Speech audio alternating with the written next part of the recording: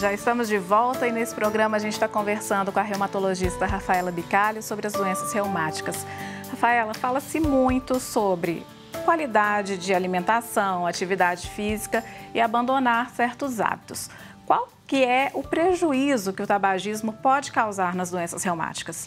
Inúmeros, né? A gente já falou sobre a osteoporose, mas diversas outras doenças reumáticas têm o cigarro como um vilão. Eu quero chamar a atenção para a artrite reumatoide, que é uma doença que eu lido muito no meu dia a dia. O cigarro aumenta muito a chance do paciente desenvolver artrite reumatoide. E mesmo naquele paciente que já tem a doença, o cigarro torna o tratamento mais difícil. Esse paciente tem mais inflamações, ele tem mais artrites. Então, eu acho que sempre vale a pena a gente reforçar o quanto o cigarro é deletério. Sem falar nos outros problemas associados ao cigarro, né? Uhum. Doenças cardíacas, doenças pulmonares, que sempre tornam tudo mais difícil e o paciente mais grave. Apesar de ser uma doença que ocorre na maioria das vezes com mulheres, os homens também, existem algumas doenças reumáticas que atingem mais os homens? Sim. E aí eu quero chamar a atenção para duas doenças. Uma é a gota, né? Aquela doença que acomete principalmente os homens em torno dos 50 a 60 anos. É uma doença que vem pela inflamação causada pelo acúmulo do ácido úrico, né? Fora ali das articulações em outros tecidos, é mais comum em homens. E uma outra doença que é a espondilite anquilosante, que é uma doença inflamatória que pode inflamar várias articulações, principalmente a coluna.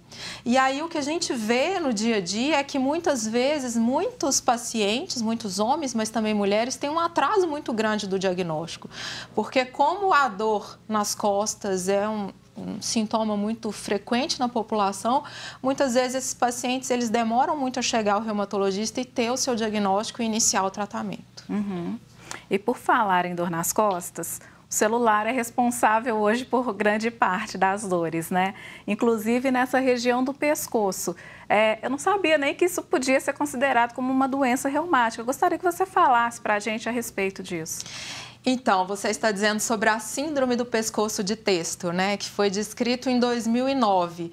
Então, a partir do momento em que nós evoluímos aí com essa tecnologia dos aparelhos portáteis, telefones e tablets, foi observado que muitos pacientes apresentavam dor cervical aqui na região do pescoço e o seu entorno, e que essas dores eram relacionadas ao hábito de usar telefones e tablets numa posição inadequada.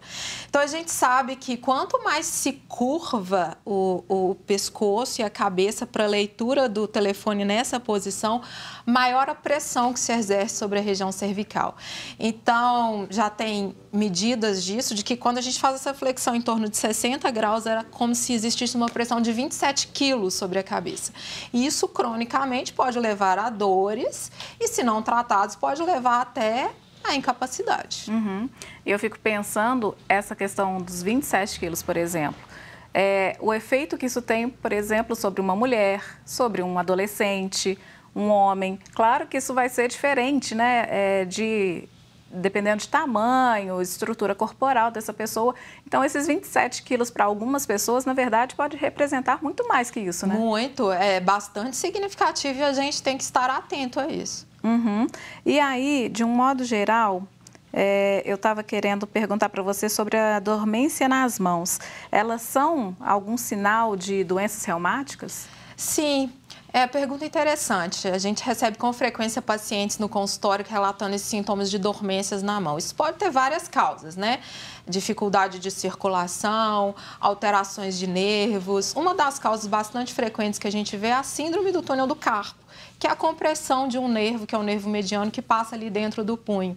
Isso está muito relacionado com alguns fatores, mas muitas vezes a posição do paciente, agora que nós estamos aí lidando com o uso frequente de computadores, numa posição inadequada, pode predispor a esses sintomas de formigamento nas mãos, né? Uhum. Formigamentos em outras partes do corpo também, por exemplo, extremidades, pés, podem indicar também algum tipo de doença reumática ou não tem nada a ver? Pode sim, porque esses sintomas podem indicar um déficit de circulação ou uma alteração da inervação, e várias doenças reumáticas podem levar a alterações tanto nos vasos sanguíneos quanto na inervação. E como essas doenças, elas acometem todo o corpo, né? Existe uma que é a síndrome seca, né? Que atinge olhos. Eu gostaria que você explicasse essa doença para a gente. Então, a síndrome seca, que é chamada de síndrome de Sjögren no Brasil, ou síndrome de Sjögren, né? Que é a maneira mais correta de pronunciar, ela é uma doença reumática autoimune, que causa, dentre outros sintomas, secura de mucosas. Então, secura de boca, secura de mucosa oral, também dores articulares, fadiga. É um quadro que inicialmente pode ser muito parecido com a fibromialgia, inclusive. Um quadro que merece uma avaliação bastante cuidadosa do médico a fim de diferenciar e cujo tratamento pode ser bastante diferente da fibromialgia.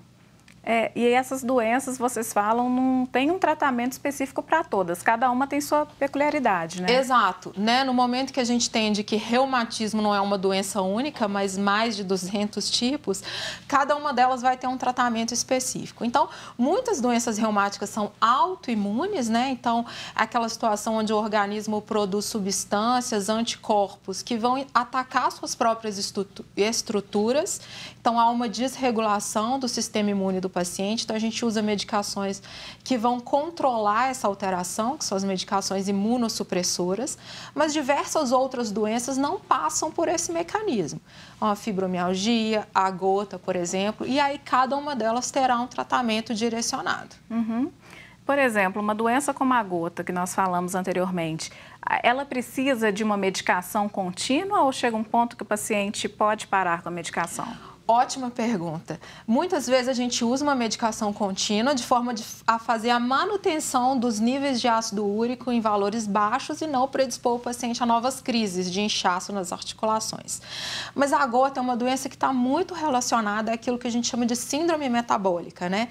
O excesso de peso, hipertensão arterial, alterações de glicemia, maus hábitos. Então, muitas vezes o paciente, no momento em que ele adota hábitos melhores, ele perde de peso, ele controla melhor a sua alimentação, ele começa a fazer exercício físico e ele sai desse quadro de síndrome metabólica, muitas vezes ele consegue controlar o seu ácido úrico e nem precisa de medicação contínua. Uma doença que depende de bons hábitos, né? Muito. Eu queria conversar com você, nós já comentamos a respeito da Covid, mas eu queria comentar com você algo que eu até comentei com o Dr. Leandro, que foi essa questão da hidroxicloroquina, né? Como que, no seu caso, seus pacientes reagiram a isso nesse momento de pandemia que foi, né, aventado a hidroxicloroquina e a cloroquina como medicamentos que poderiam combater a Covid? Como que foi essa repercussão entre seus pacientes? Olha, foi importante, né? Primeiro, houve um grande alarde em relação à hidroxicloroquina e cloroquina. A população geral, num primeiro momento, saiu desenfreada buscando cloroquina e hidroxicloroquina em todas as farmácias. Os estoques se esgotaram ao longo de todo o país e pacientes que realmente têm indicação e necessidade da medicação, que são pacientes reumáticos, muitos deles ficaram sem a medicação e foi um momento realmente bastante preocupante, né? Depois isso se regularizou à medida que agora a gente necessita de receita, de retenção da receita. Então, mais recentemente, a gente vê que os pacientes estão tendo acesso à medicação. E aí eu observei dois padrões. Alguns pacientes se sentiram muito motivados a usar a medicação com o intuito de indiretamente se proteger do Covid, o que não é de todo verdade, né? É importante dizer, a gente não tem comprovação completa disso. E muitos outros pacientes se sentiram muito amedrontados de continuar com a medicação. Porque em determinado momento se viu relacionado ao uso da hidroxicloroquina no Covid casos graves de arritmia cardíaca. A gente sabe que toda medicação tem efeito colateral. Um efeito possível e conhecido da hidroxicloroquina são arritmias cardíacas. Mas a gente observa isso raramente em pacientes reumáticos. E no caso do Covid, dos pacientes usando cloroquina, a gente observou isso de uma forma mais significativa. No primeiro momento, todos nós nos assustamos, mas no segundo momento, a gente viu que muitos desses casos de arritmia cardíaca em Covid, usando hidroxicloroquina, não poderia ser atribuído somente à medicação. O vírus também tinha um papel na alteração da condução cardíaca, né? Então, não dá para fazer esse paralelo. Então, o que eu quero tranquilizar os pacientes reumáticos? Cloroquina, hidroxicloroquina é uma medicação importante em muitas doenças reumáticas, e aí eu chamo a atenção para o lúpus. Se o seu médico lhe prescreveu, se todas as suas dúvidas foram esclarecidas e ele está seguro de que a hidroxicloroquina é importante para você, siga o seu tratamento. A gente tem uma ampla experiência no uso da medicação e sabe que ela é importante em muitos pacientes reumáticos. Ok. A gente vai continuar então falando sobre Covid e essas doenças reumáticas daqui a pouquinho, logo depois do intervalo. Não saia daí.